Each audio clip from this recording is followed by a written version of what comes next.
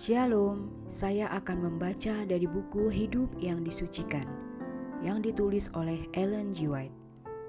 Bab 1 dengan judul Beda Teori yang Benar dan yang Salah. Sebelum masuk ke bab 1, saya akan membacakan kata pengantar terlebih dahulu. Pada awal penerbitan Review and Herald tahun 1881, 11 artikel buah pena Ellen G. White telah dirangkum menjadi satu seri pelajaran yang diberi judul Penyucian. Terukir dari suatu pengalaman yang dalam tentang masalah-masalah rohani, pikiran dan jiwa yang diterangi oleh Roh Kudus. Secara hati-hati ia menguji setiap unsur penyucian yang benar dan membandingkan pokok bahasannya dengan teori yang tidak sehat tetapi populer. Pada dekade yang sama, ke-11 artikel itu dikumpulkan jadi satu, lalu diterbitkan menjadi satu brosur yang berjudul Penyucian Menurut Alkitab. Dan pada tahun 1899 muncul di perpustakaan mahasiswa sebagai nomor wahid setelah Alkitab. Tahun 1937 dengan judul yang tidak asing lagi, Hidup yang Disucikan, buku ini diterbitkan secara menyeluruh dengan ditambah satu pasal dari buku Prophets and Kings, sehingga tersusunlah buku yang sekarang ini. Dalam berbagai edisi bentuk yang mungil ini telah memperkaya kehidupan ribuan orang. Dalam format baru, tanpa perubahan teks, buku yang memiliki makna rohani yang dalam dan bertahan lama ini telah dicetak ulang demi penyebarannya yang luas. Cetakan yang baru dan telah direvisi yang telah dikenal masyarakat luas sebagai karya Nyonya Ellen G. White, dan referensi hasil karya ini terdapat dalam The Seventh-day Adventist Bible Commentary. Apabila orang-orang mengaku bahwa mereka disucikan, sebenarnya mereka menyatakan bahwa mereka jauh dari kesucian. Mereka gagal melihat kelemahan dan kemiskinan mereka. Mereka memandang diri sendiri sebagai orang yang memantulkan gambar Kristus, karena mereka tidak mempunyai pengetahuan yang benar tentang Dia. Makin jauh jarak mereka dengan Sang Juru Selamat, semakin benar mereka dalam pandangan mereka sendiri. Pasal 1. Beda teori yang benar dan yang salah. Kitab suci menyatakan bahwa penyucian harus mencakup kehidupan roh, jiwa, dan tubuh. Inilah maksud sebenarnya dari penyerahan sepenuhnya. Paulus mendoakan agar jemaat di Tesalonika boleh menikmati berkat besar ini. Semoga Allah damai sejahtera menguduskan kamu seluruhnya, dan semoga roh, jiwa, dan tubuhmu terpelihara sempurna dan tak bercacat pada kedatangan Yesus Kristus, Tuhan kita. 2 Tesalonika 5 ayat 23. Dalam dunia agama ada suatu teori penyucian yang tidak benar dan pengaruhnya membahayakan. Dalam berbagai hal mereka yang mengaku penyucian tidak mempunyai kesucian sejati. Penyucian mereka termasuk ibadah secara rupa dan basa-basi saja. Mereka yang sungguh-sungguh mencari kesempurnaan tabiat Kristen tidak akan pernah memanjakan pendapat bahwa mereka tidak berdosa. Mungkin hidup mereka tidak bercelah sesuai dengan kebenaran yang mereka peroleh, tetapi makin mereka mendisiplin pikiran untuk tinggal dalam tabiat Kristus dan makin menyerupai peta keilahiannya, semakin jelas mereka akan melihat kesempurnaannya yang tak bercelah, maka semakin dalam mereka merasakan cacat mereka. Apabila orang-orang mengaku bahwa mereka disucikan, sebenarnya mereka menyatakan bahwa mereka jauh dari kesucian. Mereka gagal melihat kelemahan dan kemiskinan mereka. Mereka memandang diri sendiri sebagai orang yang memantulkan gambar Kristus karena mereka tidak mempunyai pengetahuan yang benar tentang Dia. Makin jauh jarak mereka dengan Sang Juru Selamat, semakin benar mereka dalam pandangan mereka sendiri. Sementara kita dengan penyesalan dan kepercayaan yang penuh dengan kerendahan hati merenungkan Yesus yang telah disakiti oleh dosa-dosa kita dan dibebani oleh penderitaan kita, kita dapat belajar mengikuti langkah-langkah kakinya. Oleh memandangnya kita berubah menjadi serupa dengan keilahiannya. Dan apabila pekerjaan ini ditimpa dalam diri kita, kita akan mengakui bahwa tidak ada kebenaran dalam diri kita sendiri, tetapi akan mengagungkan Yesus Kristus, sementara kita menggantungkan jiwa kita kepada jasa-jasanya. Juru selamat kita selamanya mempersalahkan pembenaran diri. Ia mengajarkan kepada murid-muridnya bahwa bentuk agama yang tertinggi ialah yang dinyatakan dalam cara yang tenang dan tidak menonjolkan diri. Ia mengamarkan mereka agar menyatakan perbuatan dan kebajikan mereka secara diam-diam, bukan untuk dipertontonkan, bukan untuk dipuji atau dihormati orang banyak, tetapi demi kemuliaan Allah, sambil mengharapkan pahala di kemudian hari. Jika mereka harus menunjukkan kebaikan dan kebajikan agar dipuji orang, tak ada pahala bagi mereka yang disediakan Bapa yang di surga. Pengikut-pengikut Kristus tidak diajarkan berdoa untuk maksud-maksud supaya didengar oleh manusia. Tetapi jika engkau berdoa, masuklah ke dalam kamarmu, tutuplah pintu dan berdoalah kepada Bapamu yang ada di tempat yang tersembunyi, yang akan membalas kepadamu. Matius 6 ayat 6. Ucapan yang keluar dari bibir Kristus seperti ini menunjukkan bahwa ia tidak menghormati kesalehan serupa itu. Seperti yang sering berlaku di antara orang-orang Farisi. Pengajarannya di atas bukit menunjukkan bahwa kedermawanan merupakan tindakan yang mulia dan peribadatan akan menghasilkan bau harum yang paling berharga apabila dilakukan dengan cara yang tidak berpura-pura, tetapi dalam penyesalan dan rendah hati, motif yang murni menyucikan perbuatan. Penyucian yang benar adalah penyesuaian sepenuhnya kepada kehendak Allah. Pemikiran-pemikiran dan perasaan-perasaan yang memberontak ditaklukkan dan suara Yesus membangkitkan hidup baru yang menguatkan jiwa. Mereka yang sungguh-sungguh disucikan tidak akan beranggapan bahwa pikiran mereka menjadi satu standar kebenaran dan kesalahan. Mereka tidak akan fanatik atau membenarkan diri, melainkan mawas diri dan selalu berhati-hati agar jangan kehilangan janji dan melalaikan syarat-syarat yang ke atasnya janji-janji itu dialaskan. Banyak orang yang mengaku suci sama sekali tidak menyadari arti pekerjaan kasih karunia dalam hati. Apabila diuji dan dicobai, mereka didapati seperti orang Farisi yang membenarkan diri. Mereka tidak akan bisa dibedakan. Mereka mengabaikan kemampuan berpikir dan menimbang, lalu bergantung sepenuhnya pada perasaan, mengalaskan tuntutan penyucian pada emosi yang telah mereka alami berulang kali. Dalam merebut kesucian secara keras kepala dan suka menentang dengan membabi buta, mereka membela diri dengan banyak bicara, tetapi tidak menghasilkan buah-buah yang bernilai sebagai buktinya. Orang-orang yang merasa suci oleh usaha mereka ini bukan saja menipu diri sendiri, tetapi juga memberi suatu pengaruh untuk menuntun orang banyak kesasar, yaitu mereka yang sungguh-sungguh ingin menyesuaikan diri dengan kehendak Allah. Mungkin kedengaran berulang kali mereka mengatakan, Allah tuntunlah kami, Allah ajarlah kami hidup tanpa dosa. Banyak orang yang berhubungan dengan roh seperti ini menghadapi suatu kegelapan dan misteri yang tak dapat dipahami. Tetapi semua melenceng tidak sesuai dengan Kristus, satu-satunya pola yang benar itu. Penyucian menurut kitab suci tidak termasuk emosi yang meluap-luap. Inilah yang menyebabkan orang banyak dituntun kepada kekeliruan. Mereka menjadikan perasaan sebagai ukuran. Bila merasa senang atau bahagia, mereka mengaku sudah suci. Perasaan senang atau tidak senang bukanlah suatu bukti bahwa seorang telah atau belum suci. Tak ada keadaan secepat itu disebut sebagai penyucian. Penyucian yang benar ialah pekerjaan setiap hari dan berkelanjutan seumur hidup.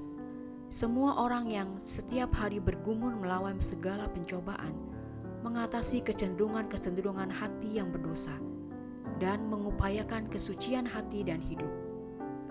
Tak perlu mengaku sudah mengalami penyucian yang menyombongkan diri. Mereka akan merasa haus dan lapar akan kebenaran kepada mereka. Dosa akan tampak sebagaimana adanya.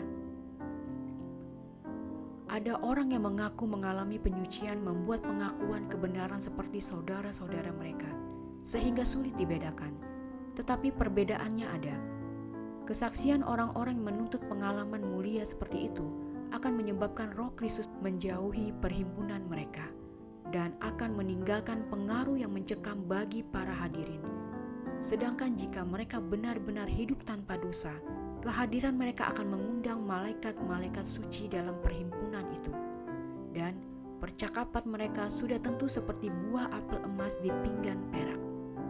Di musim panas, ketika kita menatap jauh pada pepohonan di hutan, semua diselimuti dengan kehijauan.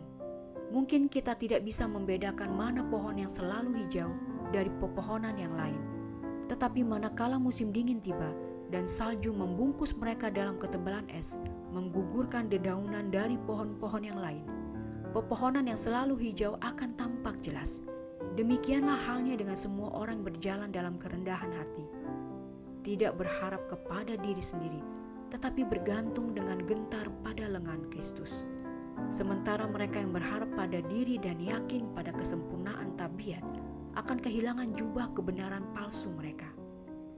Bila dihadapkan pada badai pencobaan, namun orang-orang benar yang sungguh-sungguh mengasihi dan takut akan Allah akan mengenakan jubah kebenaran Kristus baik dalam susah maupun senang. Penyangkalan diri, pengorbanan diri, kedermawanan, kebaikan, kasih, kesabaran, ketabahan merupakan buah-buah yang setiap hari dihasilkan oleh mereka yang sungguh-sungguh berhubungan dengan Allah. Perbuatan mereka bisa jadi tidak dipublikasikan kepada dunia, tetapi mereka yang setiap hari bergumul dengan kejahatan akan memperoleh kemenangan berharga atas pencobaan dan kesalahan.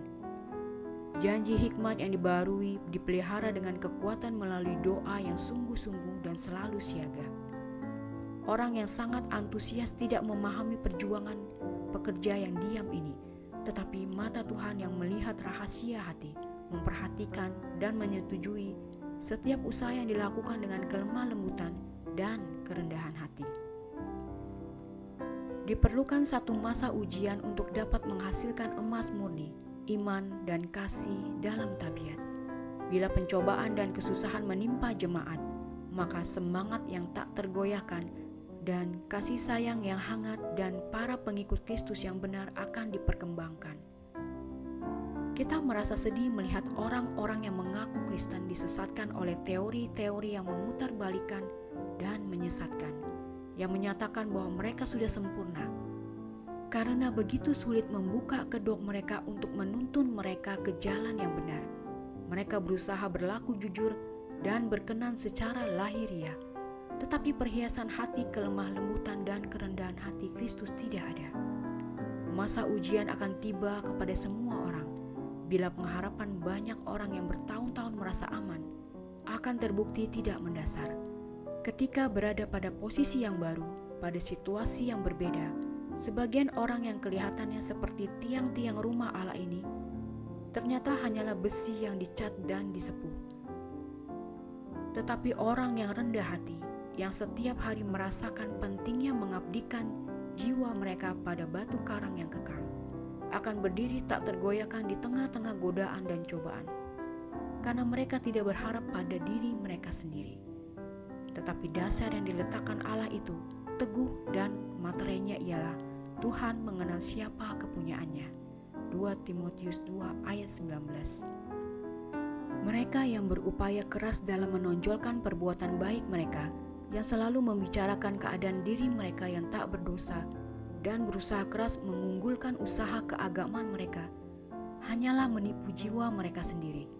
Seorang yang sehat dan mampu melakukan kegiatan hidup, melaksanakan pekerjaan dengan semangat sebagai hasil darahnya yang sehat melalui pemburu darah hari demi hari, tidak memerlukan perhatian orang yang dijumpainya untuk menyatakan kesehatan tubuhnya.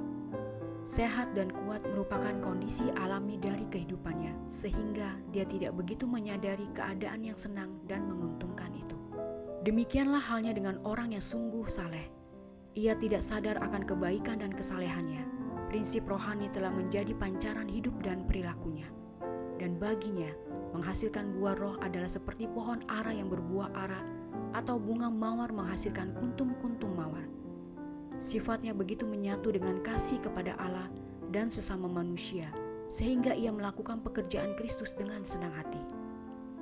Semua orang yang berada dalam lingkungannya akan merasakan dan menikmati bau harum hidup kekristenannya, sedang dia sendiri tidak menyadarinya, sebab sudah menjadi kecenderungan dan kebiasaannya. Ia berdoa untuk memperoleh terang ilahi dan gemar berjalan dalam terang itu. Makanan dan minumannya ialah melakukan kehendak Bapanya yang di surga. Hidupnya tersembunyi bersama Kristus dalam Allah, namun ia tidak menyombongkannya atau menyadarinya. Allah tersenyum melihat setiap orang yang lemah lembut dan rendah hati, yaitu mereka yang berupaya mengikut jejak Tuannya sedekat mungkin. Malaikat-malaikat menyenangi mereka dan suka mengelilingi langkah mereka. Mungkin mereka berlalu sebagai orang yang tidak layak untuk diperhatikan oleh orang-orang yang suka menonjolkan pencapaian dan perbuatan baik mereka. Tetapi malaikat-malaikat surga menaungi mereka dengan kasih, bagaikan tembok api yang mengelilingi mereka. Juru selamat kita adalah terang dunia, tetapi dunia tidak mengenal Dia. Ia selalu melakukan pekerjaan-pekerjaan kebajikan, menerangi jalan bagi semua orang, namun Ia tidak meminta orang-orang sepergaulannya untuk memandang sifat baiknya yang tak ada bandingannya, penyangkalan dirinya, pengorbanannya, serta kedermawannya itu. Orang Yahudi tidak menyukai kehidupan seperti itu. Mereka menganggap agamanya sia-sia karena tidak sesuai dengan standar kesalehan mereka. Mereka mengira bahwa Kristus tidak religius dalam roh atau tabiat, sebab agama mereka bersifat pamer, berdoa di depan umum, serta berbuat amal untuk memperoleh pahala. Mereka mengumandangkan perbuatan baik seperti halnya orang-orang yang mengaku mengalami penyucian. Mereka menghendaki agar semua orang tahu bahwa mereka tidak berdosa lagi. Tetapi segenap kehidupan Kristus sungguh bertentangan dengan hal ini. Ia tidak mencari keuntungan atau kehormatan. Tindakan penyembuhannya yang ajaib itu dilakukan dengan diam-diam, sedapat mungkin, meskipun ia tidak bisa menahan semangat orang-orang yang menerima berkat-berkatnya yang besar itu. Kelembutan dan kerendahan hati merupakan ciri hidupnya. Adalah karena sikap dan jalan hidupnya yang sederhana ini yang tampak sangat berbeda dari hidup mereka, sehingga orang-orang Farisi tidak menerima Dia. Buah penyucian yang paling berharga ialah anugerah kerendahan hati. Apabila anugerah ini menguasai hati, sifat akan dibentuk olehnya. Ada suatu penantian terus-menerus dan suatu penyerahan kemauan kepada kehendaknya, pengertian menggenggam setiap kebenaran ilahi, dan keinginan patuh kepada setiap peraturan ilahi tanpa ragu atau bersungut. Kerendahan hati yang sesungguhnya melembutkan dan menguasai hati, serta melayakkan pikiran untuk mencamkan perkataan itu. Pikiran akan dibawa menurut kepada Yesus Kristus, membuka hati kepada firman Allah, sebagaimana Lydia membuka hatinya. Hal itu akan menempatkan kita bersama Maria sebagai pendengar di kaki Yesus. Ia membimbing orang-orang yang rendah hati menurut hukum, dan ia mengajarkan jalannya kepada orang-orang yang rendah hati. Mazmur 25 ayat 9. Bahasa orang yang rendah hati tidak pernah menyombongkan diri. Seperti Samuel ketika masih kanak-kanak, mereka berdoa, "Berbicaralah Tuhan, sebab hamba-Mu ini mendengar." 1 Samuel 3 ayat 9. Manakala Yosua ditempatkan pada kedudukan yang tertinggi sebagai seorang panglima tentara Israel, ia menantang mereka yang memusuhi Allah. Hatinya penuh dengan pikiran yang mulia dari misinya yang agung. Namun, terhadap perintah dari surga, ia menempatkan dirinya seperti seorang anak yang harus dituntun. Apakah yang akan dikatakan Tuanku kepada hamba ini? Yosua 5 ayat 14 merupakan jawabnya. Kata-kata Paulus yang pertama setelah Kristus menampakkan diri kepadanya ialah, "Apa yang harus kuperbuat?" Kisah 9 ayat 6. Kerendahan hati dalam sekolah Kristus adalah salah satu tanda dari buah roh itu. Itu adalah anugerah yang ditempa oleh Roh Kudus sebagai pengudus dan penyanggup pemiliknya sepanjang waktu untuk mengendalikan sifat yang keras dan sembrono. Bila anugerah kerendahan hati itu digemari orang yang secara alami sifatnya murung dan tidak sabar, mereka akan sungguh-sungguh mengalahkan sifat mereka yang tidak menyenangkan itu. Setiap hari mereka akan berhasil mengendalikan diri sampai sifat yang tidak menyenangkan dan tidak disukai Yesus itu ditaklukkan. Mereka menyatu dengan pola ilahi sampai mereka dapat menurut nasihat yang diilhamkan. Hendaklah cepat mendengar, tetapi lambat berkata-kata, dan juga lambat untuk marah. Yakobus 1 ayat 19. Apabila seseorang mengaku telah suci, namun di dalam perkataan dan perbuatan ia menjadi sumber yang kotor dan mengeluarkan air yang pahit, dengan pasti dapat kita katakan bahwa orang itu tertipu. Ia perlu belajar hal-hal mendasar yang membentuk kehidupan seorang Kristen. Sebagian orang mengaku sebagai hamba-hamba Kristus, tetapi sudah lama mempraktikkan roh setan yang tidak ramah, sehingga tampaknya sudah menyukai unsur yang tidak mulia, serta menyenangi percakapan yang kurang sopan dan menyakiti. Orang-orang ini harus ditobatkan sebelum diakui Kristus sebagai anak-anaknya. Kerendahan hati menghiasi dari dalam, dinyatakan Allah sebagai perhiasan yang mahal nilainya. Rasul Petrus mengatakan bahwa hal ini lebih berharga dan bernilai daripada emas dan permata atau pakaian yang paling mahal. Tetapi hiasan dari luar hanya memperindah tubuh yang akan binasa, sedangkan kerendahan hati menghiasi jiwa dan menghubungkan manusia yang terbatas kepada Allah yang tak terbatas. Inilah perhiasan umat pilihan Allah sendiri. Dia yang menghiasi alam semesta dengan terang yang beredar dalam orbit, dengan roh yang sama berjanji bahwa Ia memahkotai orang-orang yang rendah hati dengan keselamatan. Mazmur 149 ayat 4. Malaikat-malaikat surga akan mencatat sebagai perhiasan yang terbaik, yaitu mereka yang mengenakan Tuhan Yesus Kristus dan berjalan dengan Dia dengan kerendahan hati dan kelembutan pikiran. Ada pencapaian yang tinggi untuk orang Kristen. Ia boleh terus naik untuk mencapai yang lebih tinggi. Yohanes melihat satu kesempatan mulia menjadi orang Kristen. Dia berkata, "Lihatlah betapa besarnya kasih yang dikaruniakan Bapa kepada kita, sehingga kita disebut anak-anak Allah." 1 Yohanes 3 ayat 1. Tak ada lagi martabat yang lebih tinggi untuk dicapai daripada yang termasuk di sini. Kepada manusia diberi kesempatan menjadi ahli waris Allah bersama dengan Kristus. Dengan demikian bagi mereka yang telah ditinggikan, terbukalah kekayaan Kristus yang tak terselidik itu, yang nilainya lebih dari 1000 kali ganda daripada kekayaan duniawi. Dengan demikian, melalui jasa Kristus, manusia yang terbatas itu diangkat kepada persekutuan dengan Allah dan dengan anaknya yang kekasih. Demikianlah bacaan buku hidup yang disucikan, yang berjudul Beda Teori yang Benar dan yang Salah. Tuhan memberkati.